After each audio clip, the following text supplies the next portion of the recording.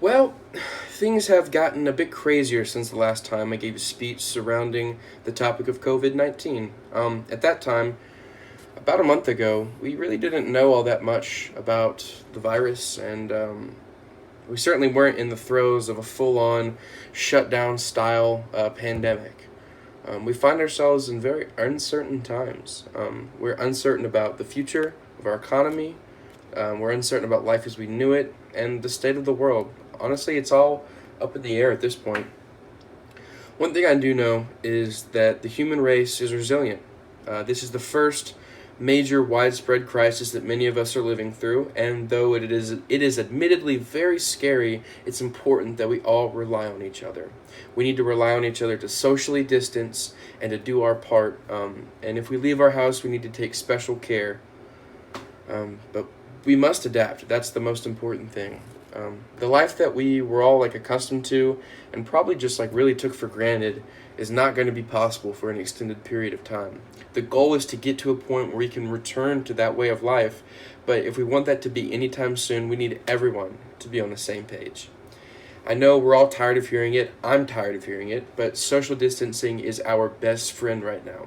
According to Johns Hopkins, social distancing is deliberately increasing the physical space between people, avoiding spreading illness. Staying at least 6 feet away from other people lessens your chances of catching COVID 19.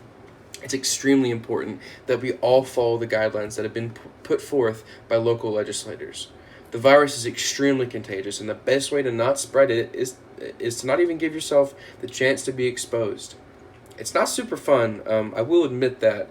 Right now, to be quite honest, it sucks. Time doesn't matter. Days, they just run together. And if my phone didn't tell me the day and like the date, there's a 0% chance that I could tell you. But it's all very doable if you look at it from like a bigger picture. But you may ask yourself, like, what's the point in all this? Like, why do I need to do this? And a big reason for self-quarantine measures is to flatten the curve. Maybe you've heard that term, and maybe you know what it means, maybe not.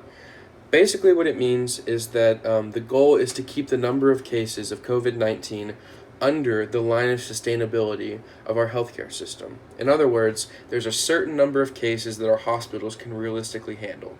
Social distancing will help us to not exceed that limit and prevent a cascading effect of bad things too dark for this speech, frankly. A visual representation might make things a bit clearer, as well as provide maybe like some motivation to keep isolated and save the world. So here I have a diagram from Johns Hopkins. As you can see, on the x-axis is the number of cases, the y-axis is the time that's passed. There's a red line that runs across it. That is the number of cases that our hospitals can handle. The red peak is what would happen if we let things run their course.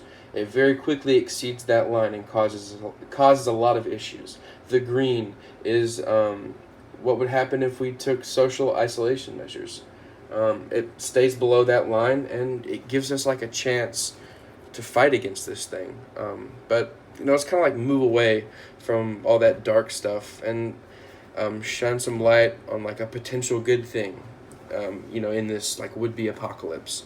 According to Kaiser Health News, Kinza, a maker of internet-connected thermometers, has more than 1 million in circulation and has been getting up to 162,000 daily temperature readings since COVID-19 began spreading across the country. As of noon on Wednesday, the company's live map showed fevers holding steady or dropping almost universally across the country.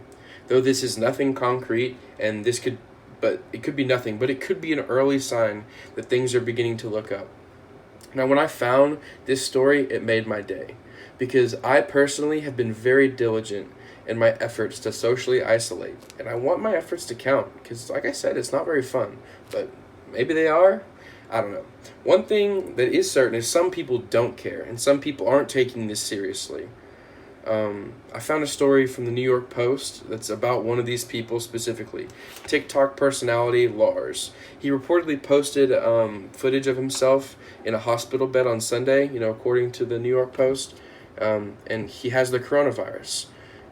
This genius, he found himself in this situation as a result of this. Now, I didn't think that I would ever have to say this, or I didn't think that I would even ever see this, especially under these circumstances. Don't be like Lars, and don't lick any toilets and catch the coronavirus.